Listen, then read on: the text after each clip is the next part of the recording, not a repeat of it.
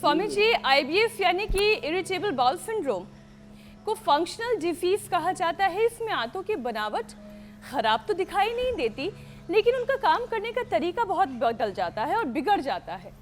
कभी पेट में दर्द होना, अचानक से गैस होने लगना, कभी दस्त की परेशानी तो कभी कब्ज, पेट ठीक से खाली ना हो पाने का एहसास हमेशा बना रहता है। लेकिन ये तमाम बातें लोग कैसे समझें कि उन्हें होने वाली परेशानी कोई नॉर्मल गैस कब्ज नहीं बल्कि आईबीएस की शुरुआत हो सकती है।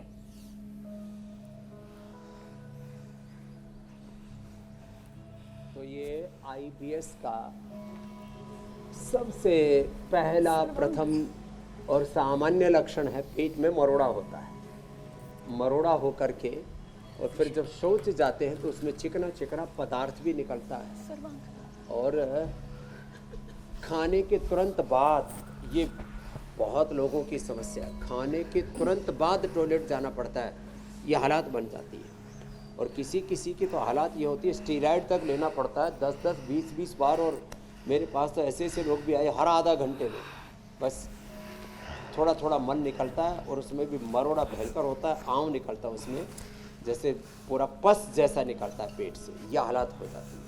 इसलिए इसकी पहचान तो बहुत इजी है।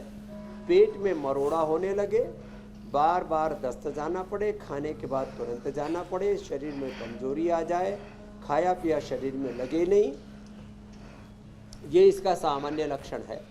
और आंतों में तो फिर सूजन देखो ओबियसली आती है, और फिर गैस भी बनती है।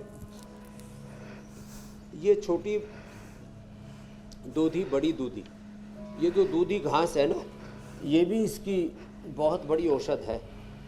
ये छोटी दूधी है, ऐसी एक बड़ी दूधी होती है, उसमें दूध सा निकलता है, और इसको पीस करके थोड़ा मिश्री मिला के, थोड़ा सौंफ मिला करके उसका पानी पिला देते हैं। ये जीरा धनिया मेथी सौंफ का पानी तो जनरल हेल्थ के लिए, हरड़ बहेड़ा आंवले का भी पानी जनरल हेल्थ के लिए, आंवला एलोवेरा गिलोय आदि ये जनरल हेल्थ के लिए हम बताते ही हैं। लेकिन आँव के लिए विशेष रूप से खाली पेट फिर कोलोग्रिट और खाने के बाद कुटजारिस्ट और कुटज घनवटी 2-2 या 4-4 गोली दे देते हैं, और चित्रकादी वटी तो ऐसे मुंह में 2-2 डाल के चूस लेते हैं, पाचन भी अच्छा हो जाता है। तो आंतों की कमजोरी कुल मिलाकर के यही है आँव की बीमारी।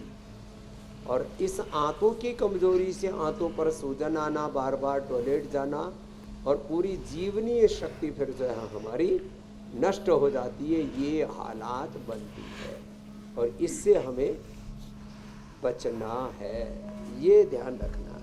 खैर, तो लक्षणों का तो पता लग ही जाता है, शरीर तो इंडिकेशन दे ही देता है, पूरी बॉडी सिग्नलिंग दे देती है कि कॉन्स्टिपेशन है, कि कोलाइटिस है, बीपी बढ़ा हुआ है, कि शुगर बढ़ा हुआ है, थायराइड बढ़ा हुआ है, कि कोलेस्ट्रॉल बढ़ा हुआ है, जो भी बढ़ा हुआ है शरीर के अंदर, वात पित्त कफ दोष, बड़े भी तन और मन के रोग विकारों का सिग्नल मिल जाता है। बस सिग्नल मिलते ही इन बीमारियों की जो का इनकमिंग रूट है, उसका आउटगोइंग रूट हम तय कर ले ना जी। तो इनकमिंग है तो सारी समस्या दूर, अलग अलग प्रकार के ये शरीर के अंदर लक्षणों का उभरना।